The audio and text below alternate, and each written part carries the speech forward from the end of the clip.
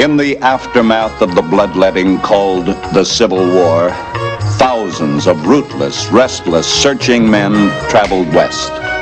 Such a man is William Colton. Like the others, he carried a blanket roll, a proficient gun, and a dedication to a new chapter in American history, the opening of the West.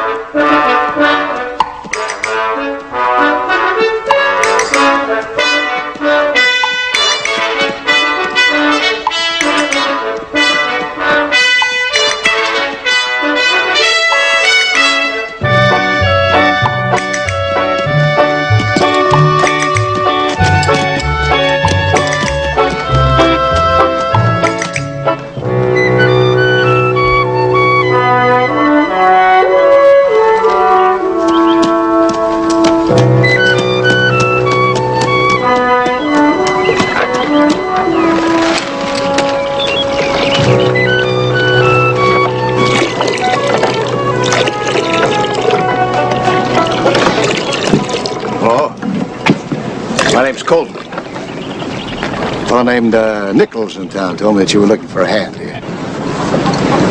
You know anything about running a farm, Mr. Colton? Yeah, sure. I've worked farms before. Matter of fact, when I was just a kid, I used to spend summers in... I'm not interested in your personal history. I simply asked what you knew about farm work. Day's pretty short, Mrs. Phelps, is it? Don't allow much leeway, huh? The days are always pretty short, Mr. Colton, and there's no need for leeway. How hungry are you? That's one question. How dependable? That's another. Well, reasonably hungry, that's one answer. Very dependable, that's another. Pays $20 a month. Works hard. You do as you're told as long as you're told. 6 days and 6 nights a week, you stay sober. My room has a lock on it. Those are the terms, Mr. Colton. Well, I take it you've had hired hands here before, huh? A succession. Itinerant drunks take more liberties than they give hours of work. Mrs. Phelps, you know, not every stranger who rides into your front yard is an itinerant drunk.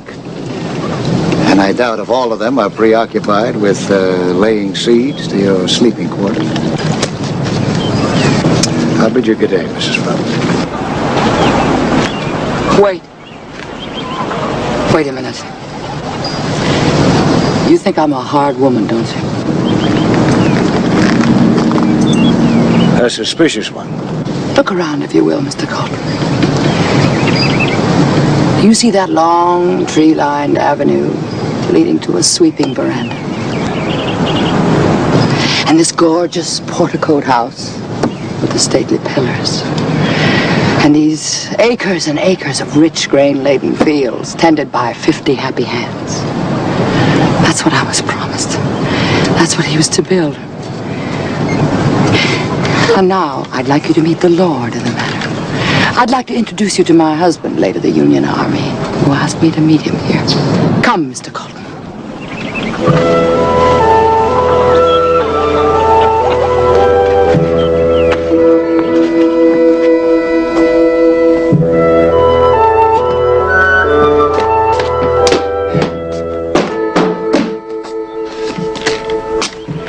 Here he is. Colonel Phelps. My dashing, self-reliant husband. A mighty oak of a man who could be depended on and leaned upon. Mr. Colton, meet Colonel Phelps.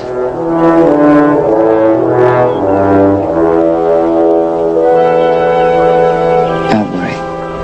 He doesn't understand anything that's said to him. He will open his mouth to be fed.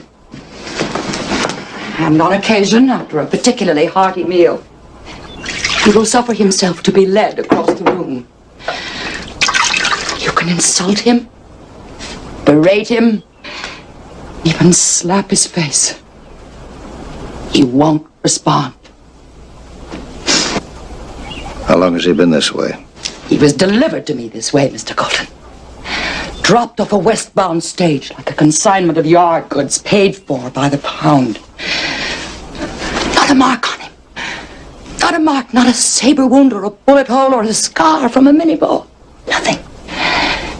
Just this lump. I met him at a Boston cotillion. It was a whirlwind romance. We were married 3 days later. We lived together as man and wife exactly 48 hours. And he rejoined his regiment. And I was to meet him out here. And this is the end of the story. You were in the army, weren't you? Yes, I was. Did you ever see anything like this before? On occasion. Some wounds are too deep for a surgeon's scalpel, and they don't come with scars. Oh, that's lyrical, Mr. Colton. Marvelous conversation for a Boston drawing room. But listening to it out here, anchored in this filthy place with this mindless man, without so much as a hope left. Why don't you whip him a little, Mrs. Phelps? I don't think he's been punished enough.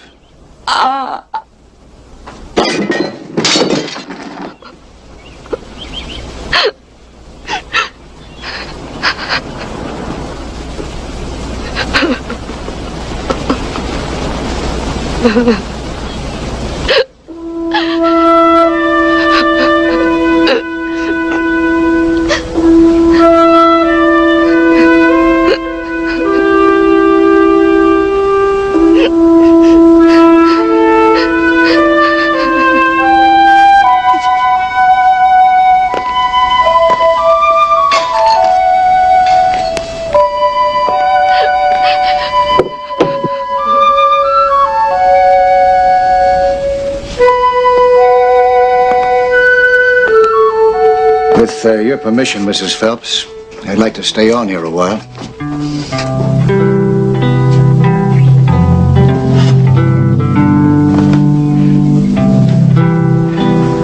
How long?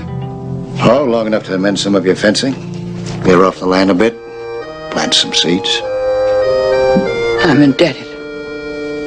That's what you pay the $20 a month for. Where do I bed down? That room over there.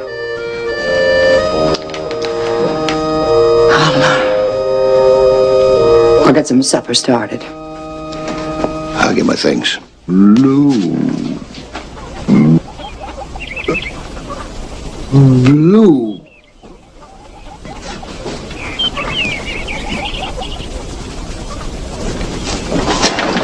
Yes, Colonel, yes. Blue. The Union Army.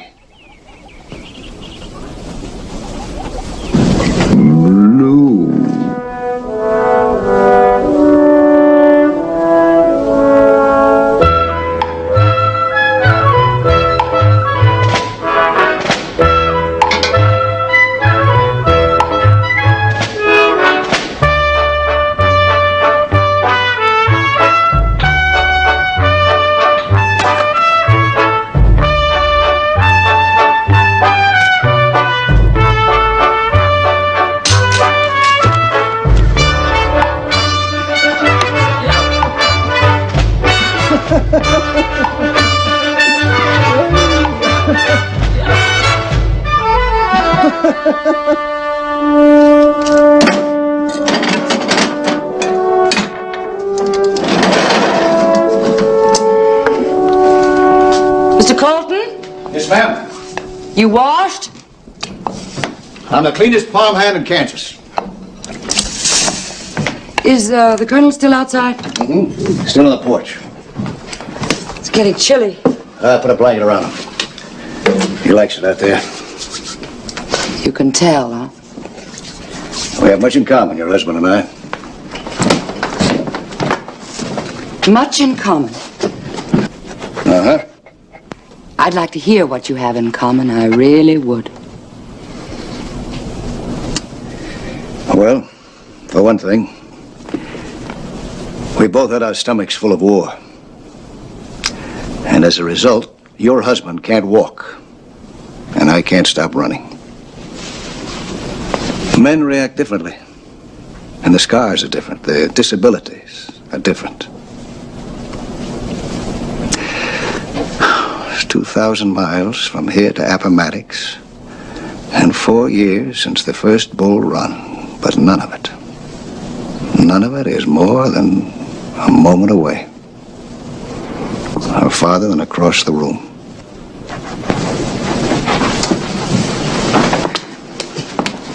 I keep underrating you, Mr. Colton. It's a weakness of mine, I guess, to underrate.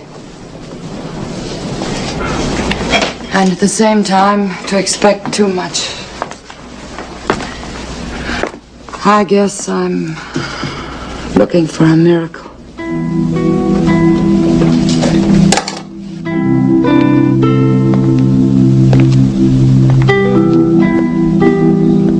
Mrs. Phelps, do you know how much hell a man has to go through to take away his speech and his strength? More hell, more misery, and more anguish than you ever knew existed. But with this man here, it never got through to his heart. He worships you and still feel love. I'd call that damn close to a miracle.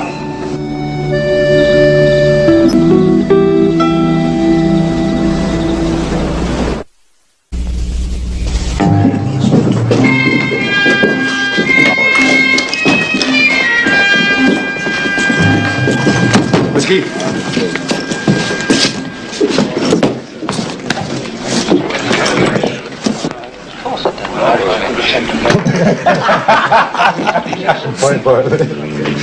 With the widow.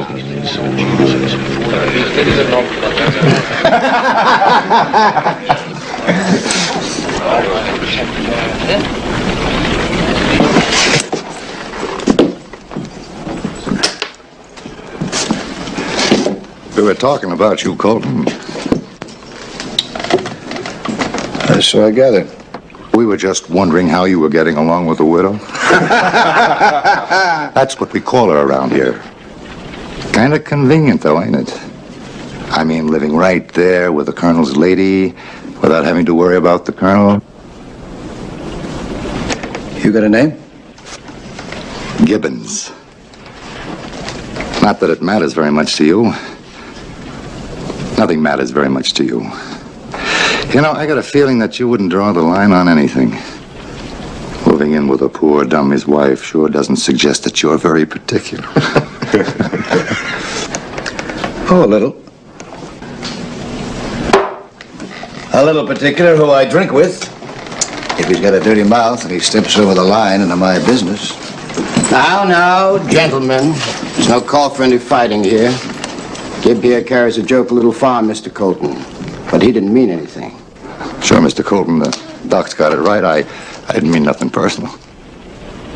As a matter of fact, I'll even buy you a drink, huh? And then you can go home with your little widow.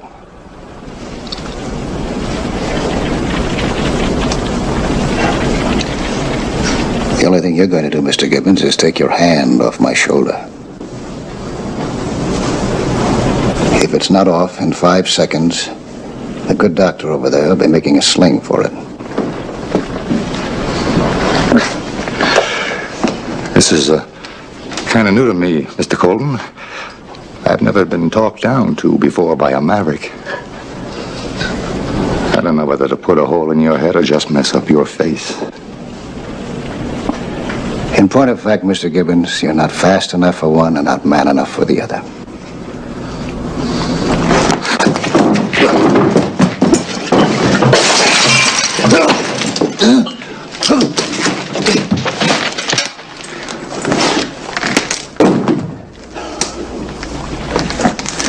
From now on, gentlemen, to my face, if you will. To my face.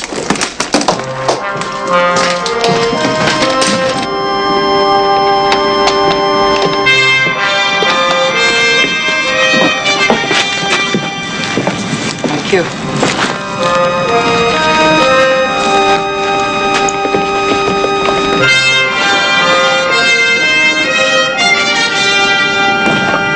That's your work? My pleasure.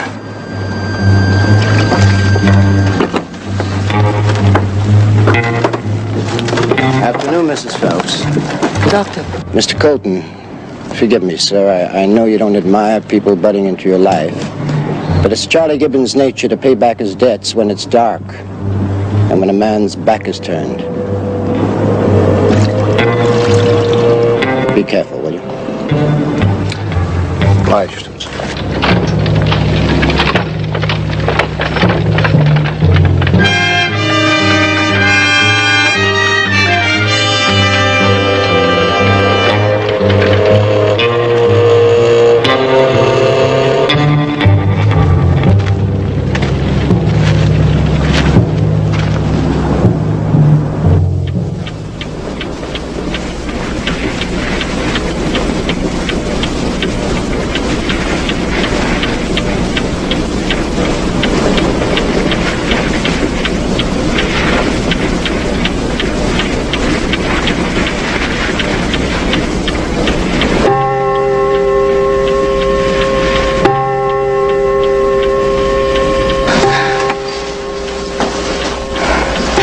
Colton.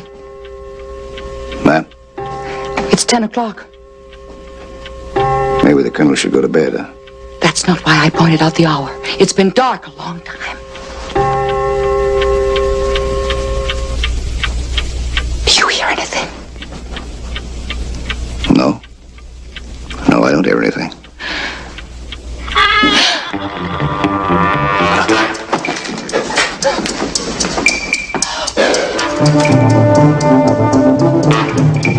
What are they doing? Night crawling. They want me. They don't want you, your husband. I'll go outside and do the honors. Why? There's no need. Can't you talk to them? Reason with them. Where have you been, Mrs. Phelps? Talk and reason with the first casualties of the late war. Get him into the bedroom.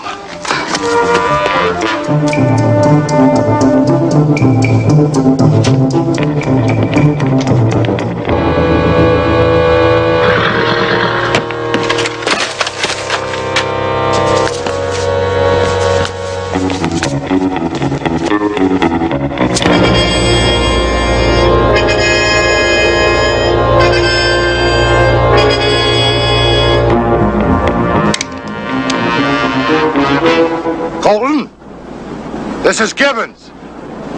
I'm here on business. Stay there! Then come out in the light. Don't stay there sulking like some polecat.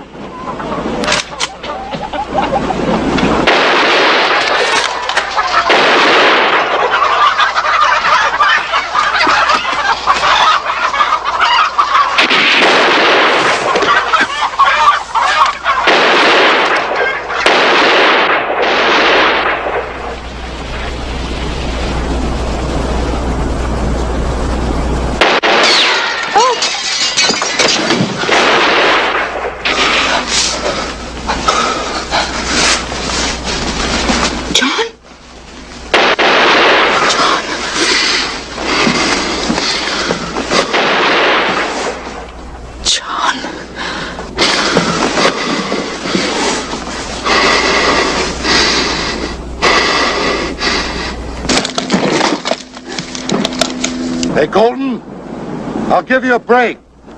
You come over here with your hands up and we won't kill you. Just work you over a little.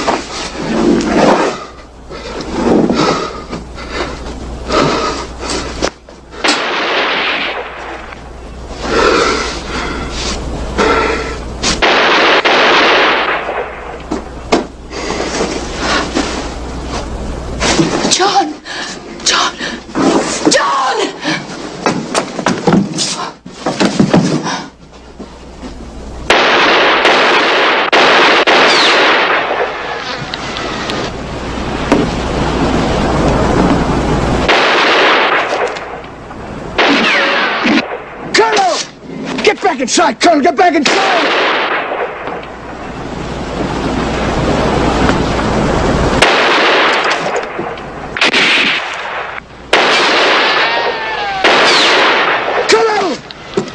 All right, then defend yourself. Here, use this. Pick up the gun. It's in front of you on the ground. Colonel!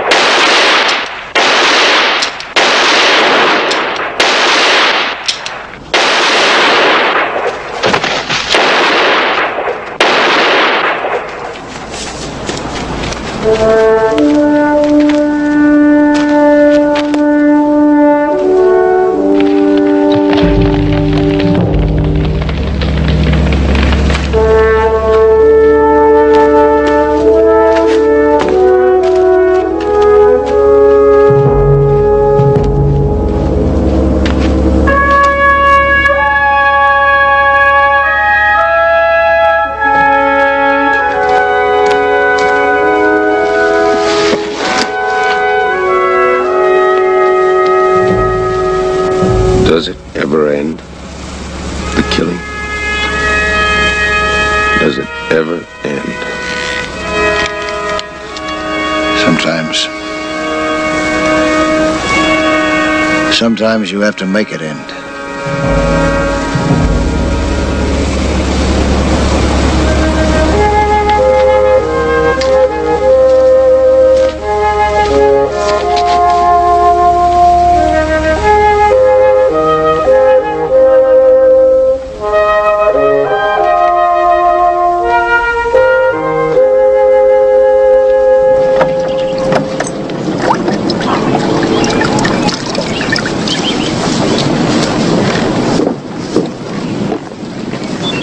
Good morning, Mr. Colton.